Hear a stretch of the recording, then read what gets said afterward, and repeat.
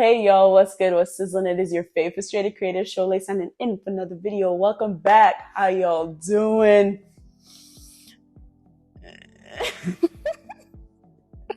I know. I say this almost every year, periodically. I'm so sorry I left. Oh my gosh, I've been busy. I'm sorry, okay? That's all I can say. I'm sorry because, like your girl's just been like, last year was a whirlwind. Your girl got to Tell a Story Hive during summer, and she was working, so like on top of working with Tell a Story Hive. So I was a busy bee, okay? And then school started right after the summer ended. So life was just lifing, and it was a lot for me. But anyways, how y'all doing? I missed y'all. I'm not even gonna lie. I missed being in front of a camera and filming and just yapping about things I found interesting, to be honest. And yeah, we're gonna get back into that this year. I know I keep on saying that every single time. Oh, we're gonna get back. But this year, actually, there's some things that are coming up in the woodworks I'm really excited about. So hopefully y'all can join me on this journey. You know what I'm saying? Cause yeah. Operation Care for the Homeless is coming back once again to Edmonton, Alberta. So please check out the links down below so you can be informed on how you can help, donate, and be a part of the community. This year is going to be bigger and better than ever. So if you really want to be a part of it, please check the links down below, and also follow my social media platforms because I do put updates about what's going on and how you can really be a part of the community. There seems to be a pressing conversation in our society nowadays where everyone's put into this crazy frenzy to be in the know in order to know what's going on, know the ins, the outs, and things that we're keeping in 2023, things that we're moving forward in 2024, or just in general with this conversation that seems to have everybody at different ends of the spectrum, not knowing what is right and what is wrong, and constantly in conflict with one another. Relationships. Yay! And before you click out, I know we hear it all the time. Everyone seems to be talking about relationships, but stay with me here. I feel like there's levels to this conversation that we've yet to explore and have a deeper understanding on where this is all coming from. I thought of the topic, the commercialization on relationship talk. Everyone seems to have an opinion on it, but do we really understand the different elements and where they come from? That's what I wanted to dig more on. When it comes to relationship talk, I believe that there's three main elements here. First, being single, then the talking/dating stage, and the evil cousin situationship around the corner, and relationships.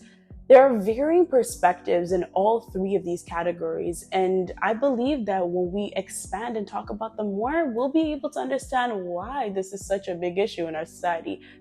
Why this conversation is such a big issue in our society. Now, I would put marriage under the same category as relationships. However, that deserves its own mini-series, if you know what I'm saying.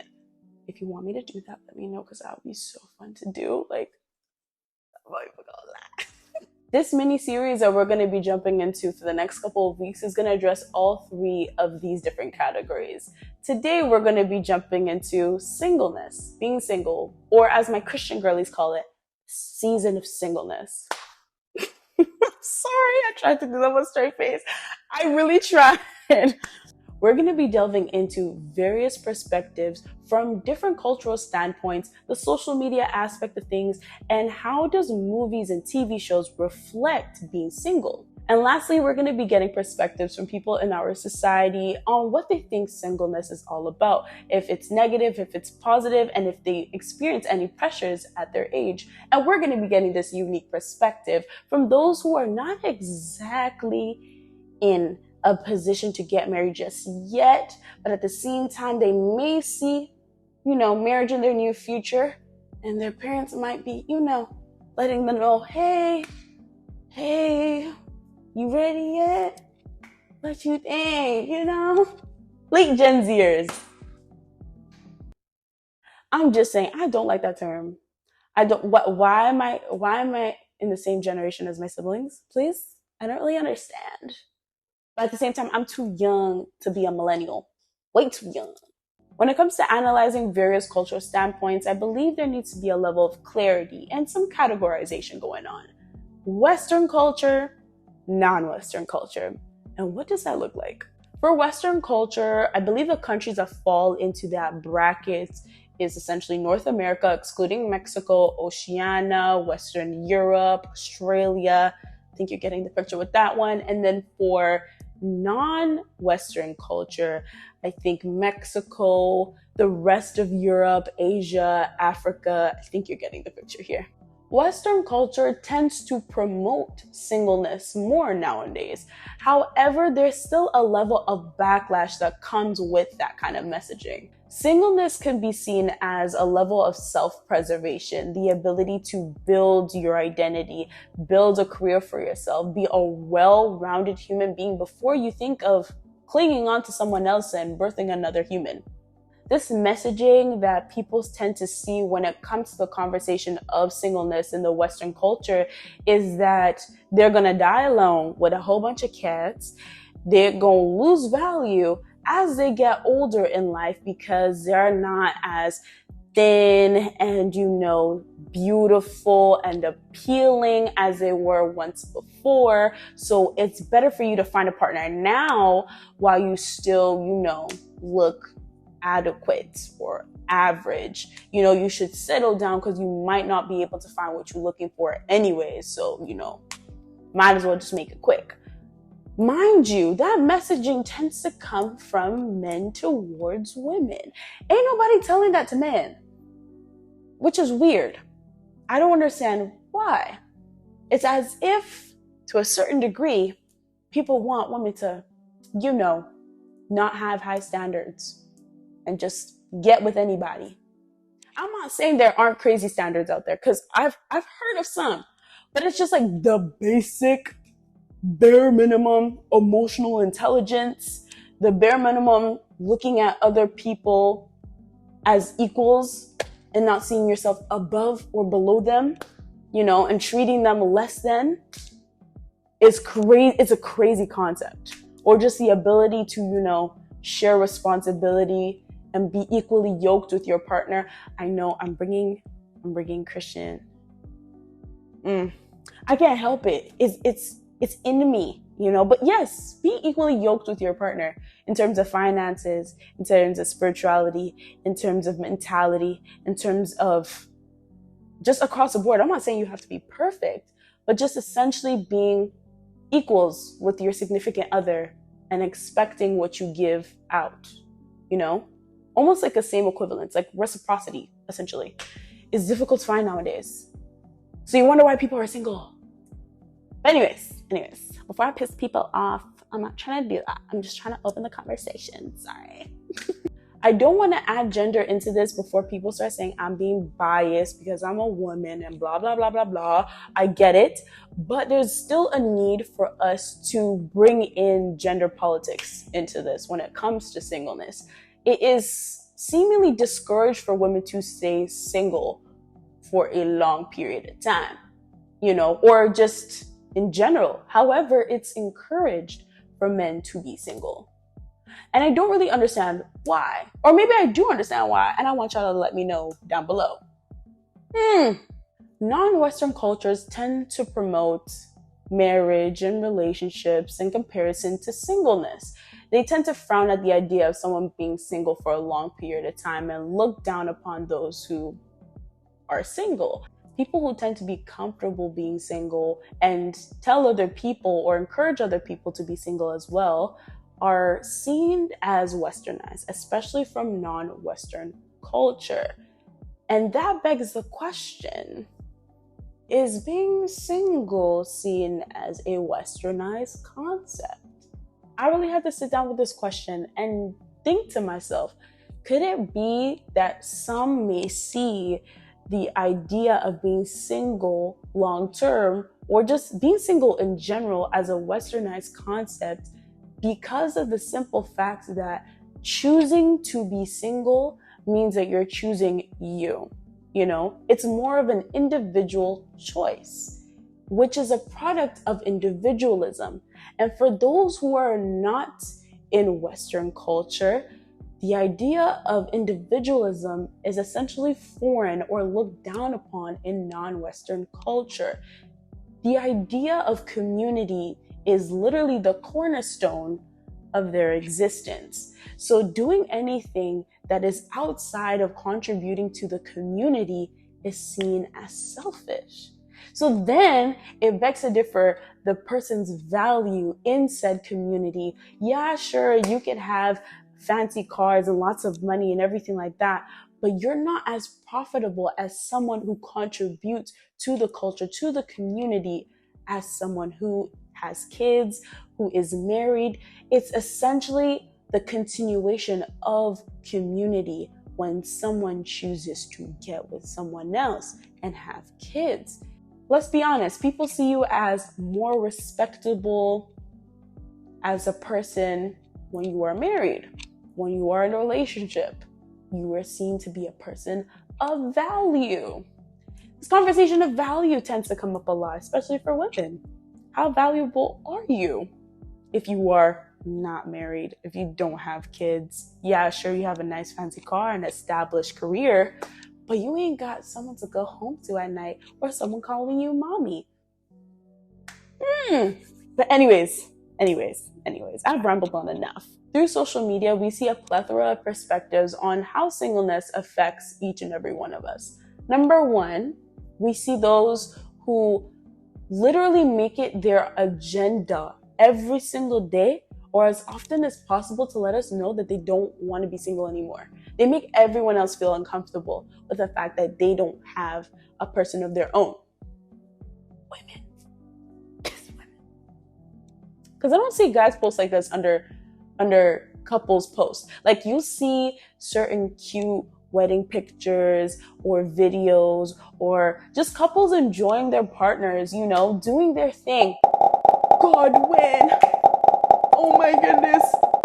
I want to be a part. I'm at the back. Can I be a nanny to take care of the kid? Like,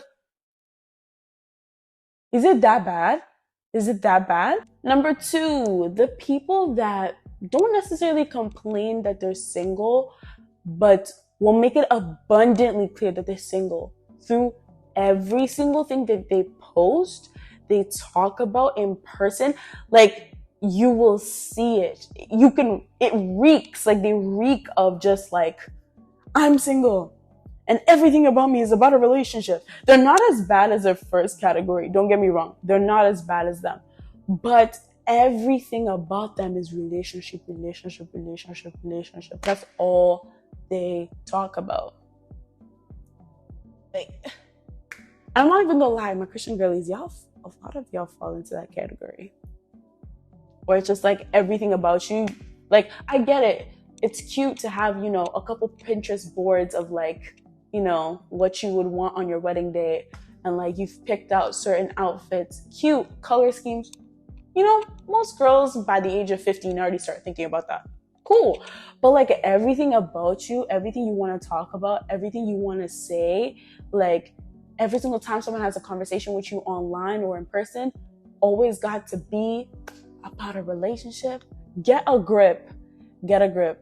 I promise, in your season of singleness, I don't think God wants you to be worrying about being in a relationship 24/7.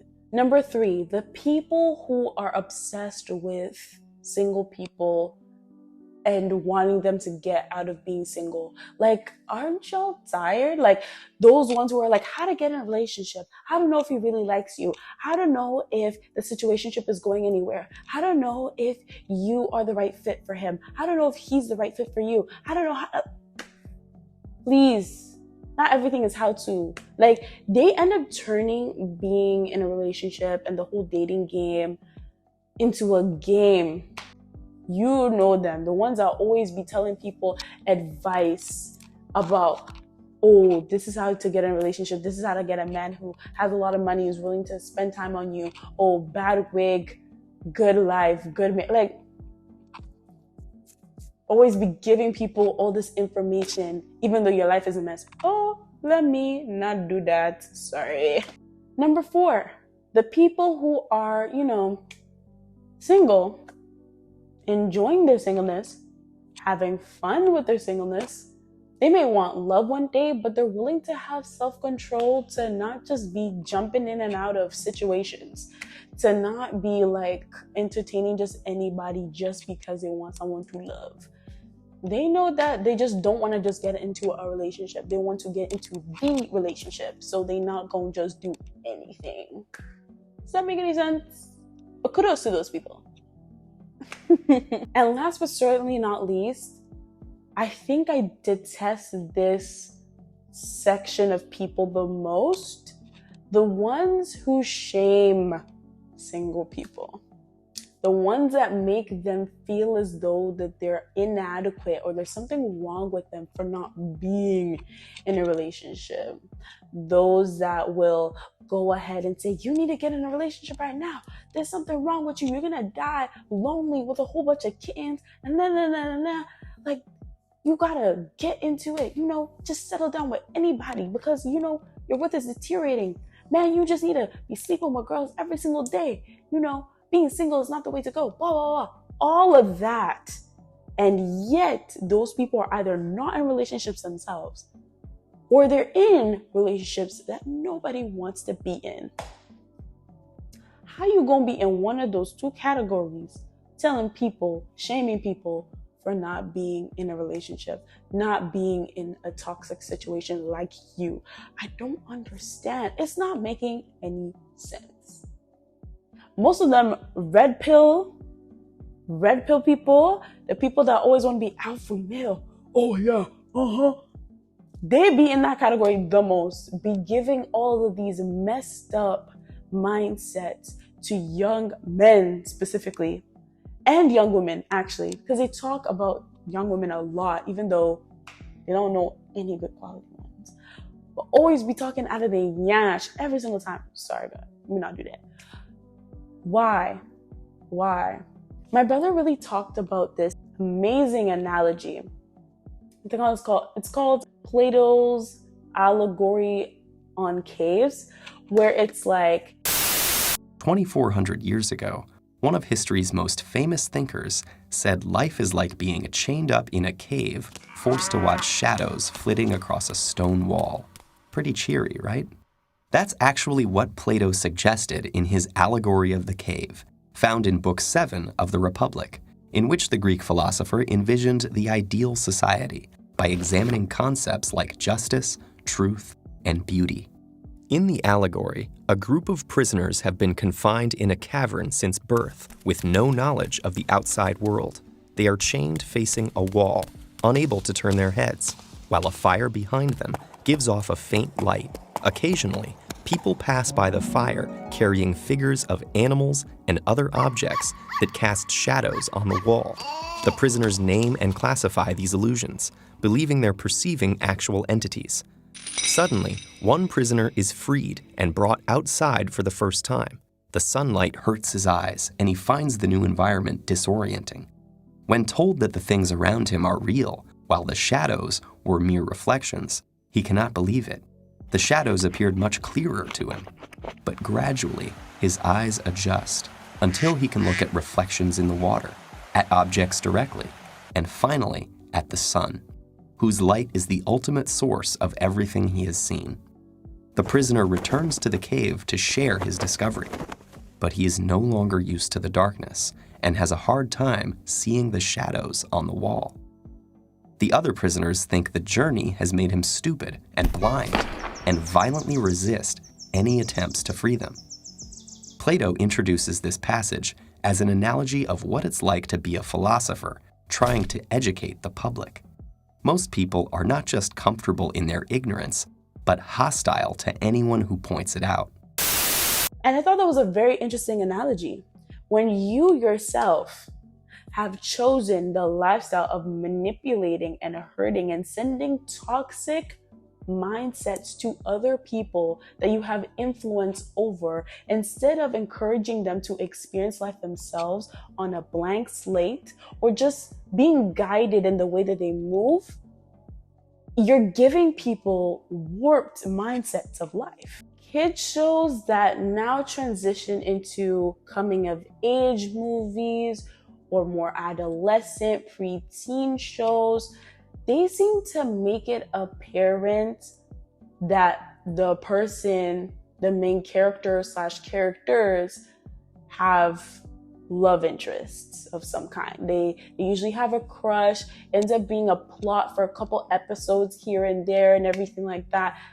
When I was younger, and then the last maybe 10, 15 years, yes, it would be there, but it wouldn't be as apparent as it is now. And it's quite interesting, I'm not gonna lie, seeing that like the idea of having a crush and being in a relationship with someone is now like, you know, it's not really giving the child, or sorry, the main character space to really just grow in their identity and like builds with their friends and builds a community around them. It's very much just like, oh my gosh, I have a crush, I'm gonna make everything about myself about them, you know?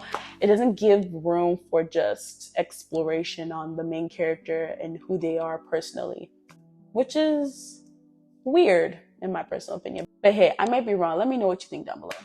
Teen shows have now made it more clear than ever that the main character is either single and looking for someone to be with, or they have a huge crush on somebody and they don't know what to do, and they keep on finding ways on how to get that one person. Sometimes it could be like the whole entire plot of the show, that they like someone so much, and that is what the whole entire show / movie is all about.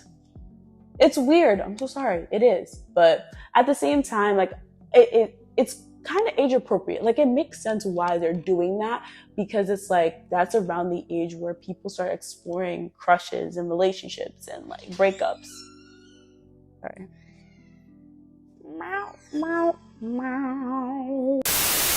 It makes a lot of sense why they started exploring those kind of themes around that age and how it's being reflected in those shows and movies. So I'm not mad at it.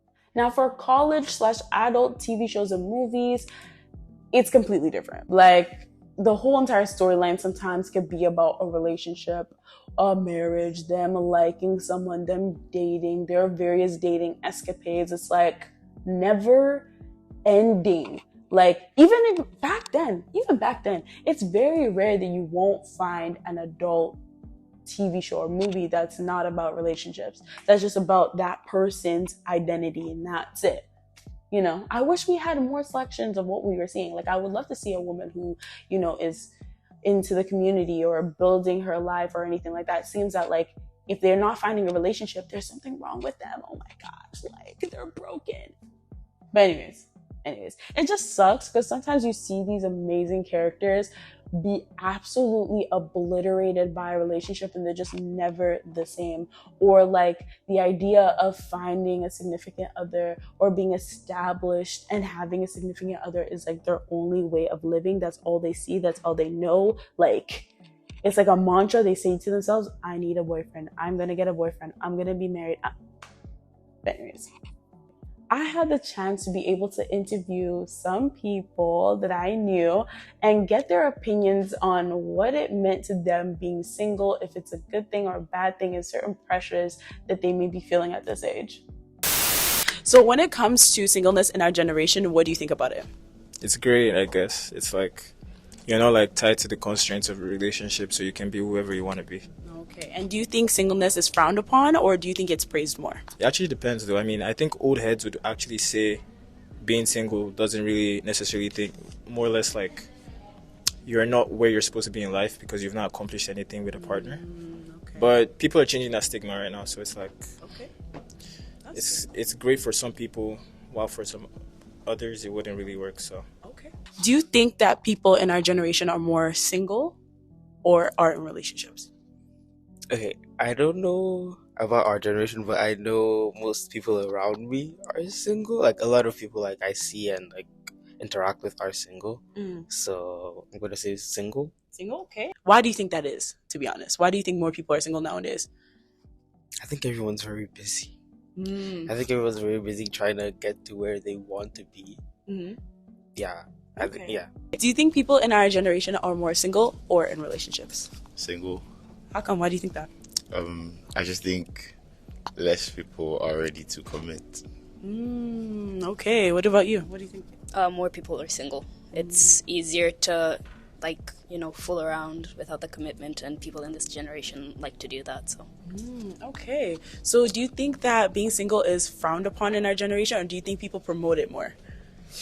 I think it definitely gets more promotion. I don't know why, but I think it gets more promotion. Yeah. Okay. What about you? I think relationships get more promotion. Okay. Yeah, compared to singlehood, because I think it also depends on social media, like what side of social media you're on. Yeah, because you could be on the side that's like, oh, this relationship's cute, makes you want to get into one, and one side that makes you hate relationships. So, What is your personal opinion on singleness in our generation? It's honestly freeing, to be honest. Like, you don't have to be under all the pressure of, oh, you're in a relationship, oh, you have to be what's the word? You have to be loyal and everything. You could just do your thing and be happy. Okay. Honestly, I think it's too much freedom. Because, like, no, because, like, these days, like, people think they can just play around with whoever, text whoever, blah, blah. Like, it's better if you just have, like, it's either you're completely single, like, you're not talking to anyone, or you have someone that you're dedicated to. Yeah, I think that's better. I feel like singleness is very underrated. I feel like everyone is in a rush to be in a relationship or to find their person. But just because you're single doesn't mean you're lonely. You can find, like, other companionship. It doesn't have to be a relationship. You know what I mean? So, do you guys believe people in our generation are more single or more in relationships? More single. Why do you think that? Because a lot of people are might not actually be single. They might not consider themselves to be single, but they kind of are single just because they're in a relationship where communication isn't being communicated well enough. Okay. Yeah. All right. Thank you. What about you? I feel people are more single because nowadays a lot of people have expectations and a lot of people don't meet those expectations. So people are now just like learning to love themselves and be by themselves. So I think most people are single. Okay. Do you think that being single is being advertised more as a positive thing or more of a negative thing? Do you think people are more prompted to be single or no? I think it is in different circumstances. Like, a lot of people do promote being single, quote unquote single culture, just because it's a more healthier route. You worry about things less, because in my personal opinion, I feel like if you are in a relationship, there's a lot more stress that comes with that, and comes with that commitment. There's a lot of rules and a lot of things you have to follow. So I guess being single is being promoted more, not for bad things, but for really good things. Okay. All right. What about you? I feel like being single has been promoted in like a positive light because they're just trying to make sure people like have self-love and like understand themselves, because if you don't love yourself, how are you supposed to love other people? Do you get what I mean? So I feel like it is in a positive way because it just helps us prevent toxic relationships. Okay. Yeah. The conversation on singleness is rather open-ended, as there are many pros and many cons. Some people would say it helps them discover themselves, it helps them find a new community of people, it gives them true identity, and gives them the ability to be a whole person before anything. But at the same time, others may say that, when you are single for a long period of time, it creates hyper independence. Ain't nobody can tell you nothing. Ain't nobody can help you with nothing because you got everything on your own. You can do that all by yourself. And then it leaves you in a space of just not being able to compromise or being with anyone at all. It just seems like this conversation sometimes lacks nuance, and it lacks the ability to see both sides. The idea that singleness can be negative sometimes and also be a positive thing sometimes. So we need to look at both perspectives. No perspective is all the way wrong and no perspective is all the way right, but understanding that there are two different extremes when it comes to being single, but at the same time it all makes one, because every single thing in life has its pros and has its cons. It's up to you to decide whether or not you want it and if you're willing to deal with it. So yeah. Thank you guys so much once again for tuning into my video. I appreciate each and every one of y'all. Thank you. Thank you. Thank you. And the question of the day today is,